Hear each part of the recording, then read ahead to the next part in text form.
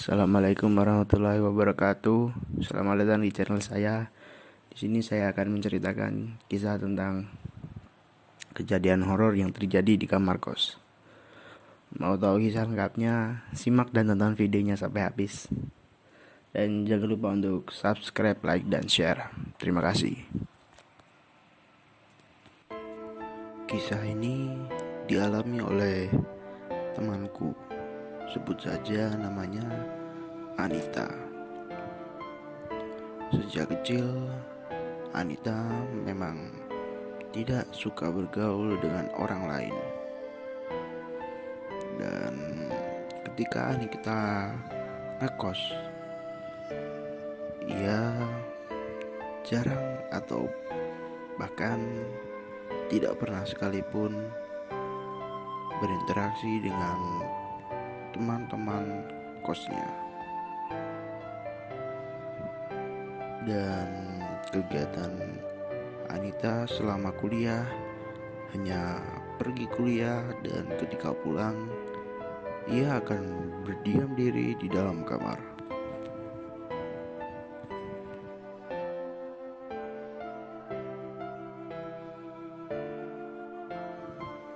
Malam itu Anita yang sedang mengerjakan tugas kuliahnya di dalam kamar.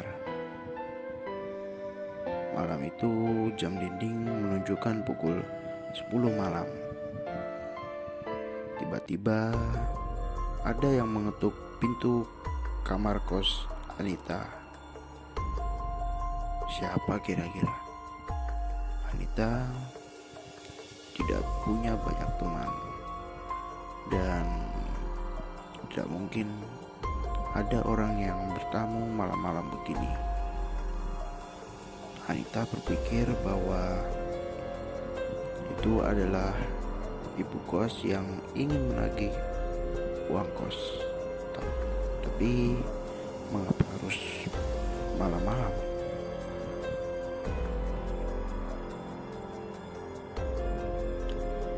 Karena penasaran, Anita pun mencoba untuk membuka pintu kamar kos. Dan Anita pun membuka pintu kamar kosnya dengan hati-hati. Ketika ia membuka pintunya, Anita menemukan seorang gadis sedang berdiri tepat di depan pintu kamar kosnya. Kira-kira gadis tersebut berumuran sama dengan Anissa. Ia memakai setelan mirip piyama dan wajahnya pucat. Pandangannya pun sayu.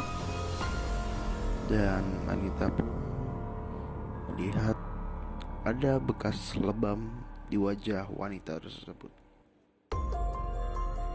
Anita pun hanya terdiam. Ia merasa bahwa ia tidak kenal dengan wanita tersebut.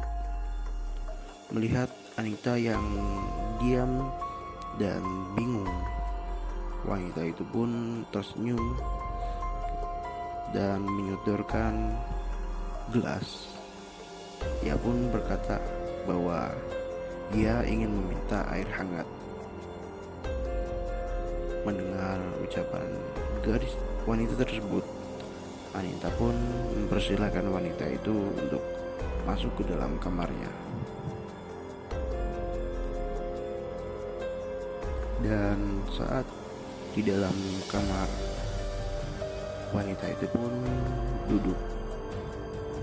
Setelah itu Anita pun menyalakan dispenser untuk memanaskan air. Dan sembari menunggu air hangat, Anita pun mencoba untuk ngobrol dengan wanita tersebut. Wanita itu memperkenalkan namanya, yaitu Tari. Wanita tersebut berkata bahwa ia ngekos di kamar paling pojok. Dan Anita yang tidak mengetahui siapa-siapa yang ngekos di kos-kosannya pun hanya mengangguk.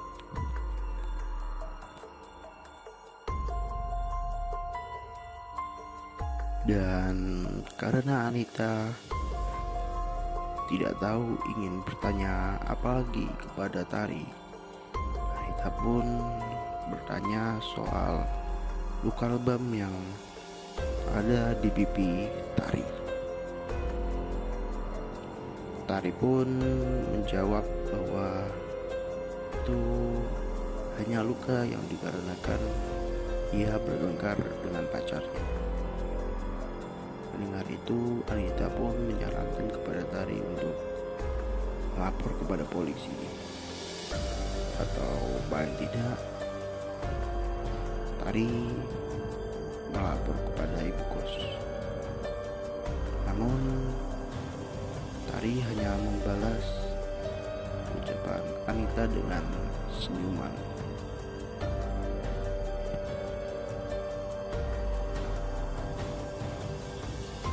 Dan setelah air di dispenser panas, Anita pun mengisi gelas yang sebelumnya dibawa Tari dengan air yang sudah panas.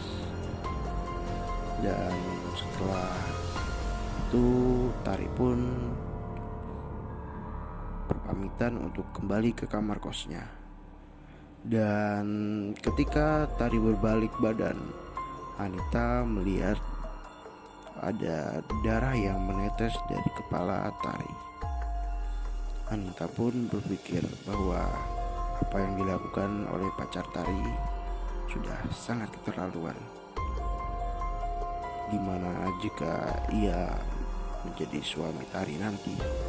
Anita pun bertekad untuk melaporkan kejadian ini kepada ibu kos besok pagi. Namun keesokan paginya Anita tidak bertemu dengan ibu kosnya. Dan ketika Anita sedang istirahat di kampus, ia bertemu dengan salah seorang temannya yang bernama Ruli. Sembari menunggu makanan datang, Anita dan Ruli pun bercakap-cakap. Dan Ruli pun bertanya tentang kos Anita. Anita pun menjawab bahwa ia ngekos di kos cewek Jalan Kenari. Ruli yang mendengar itu, ia pun mengatakan kepada Anita bahwa dulu di kos itu sempat ada kejadian seorang cowok yang membunuh ceweknya. Dikatakan bahwa cowok tersebut menusuk kepala ceweknya dengan gunting. Anita pun hanya terdiam mendengar cerita Ruli. Anita pun teringat tentang sosok wanita bernama Tari yang mendatanginya tadi malam. Wanita yang di wajahnya penuh dengan lebam dan ada darah yang mengalir dari kepalanya. Jangan-jangan, pikir Anita. Namun Anita berusaha untuk positive thinking. Anita segera menghabiskan makanannya agar bisa cepat-cepat kembali ke kosannya.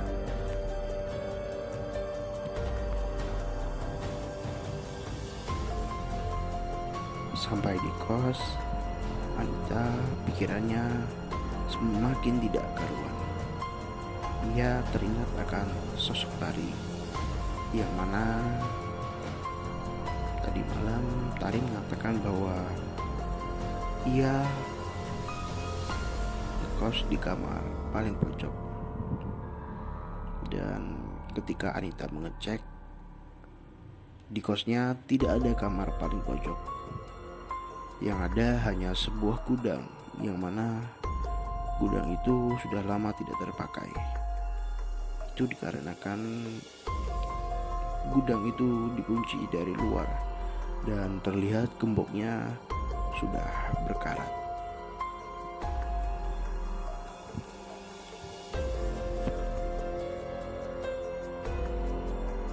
Sepanjang sore hingga malam, Anita terus memikirkan soal sosok Tari. Kira-kira siapa sosok tersebut? Dan ternyata mimpi buruk Anita tidak berakhir sampai di situ. Ketika malam, Anita mendengar suara langkah kaki di depan kamarnya. Anita pun serasa sangat kacau. Namun Anita tetap harus memastikan siapa yang berjalan di depan kamar kosnya. Anita pun menyibak sedikit gorden jendela kamarnya, dan yang ia temui sangat membuatnya tercengang.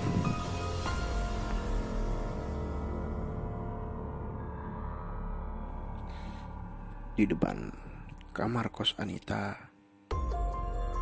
ada wanita yang kemarin malam mengunjunginya, yaitu Tari. Namun kali ini Tari tidak menggunakan setelan piyama seperti kemarin malam. Yang ia gunakan adalah baju berwarna putih yang terlihat sangat lusuh. Baju itu pun penuh dengan bercak darah, dan Anita menemukan gunting yang menancap di kepala wanita tersebut. Dan tiba-tiba wanita yang mengaku bernama Tari itu tiba-tiba menoleh dan tersenyum kepada Anissa. Seketika itu Anissa pun langsung menutup gordennya dan berusaha untuk tertidur. Namun semalaman itu ia tidak dapat tertidur.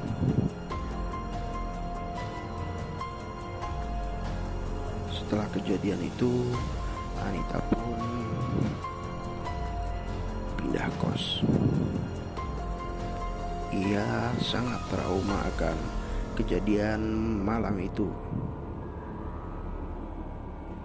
Dan di kos barunya, Anita pun berusaha untuk dekat dengan teman-teman di kos itu. Ia berpikir bahwa ia tidak memiliki teman, maka dari itu sosok itu pun menawarkan diri untuk menjadi temannya.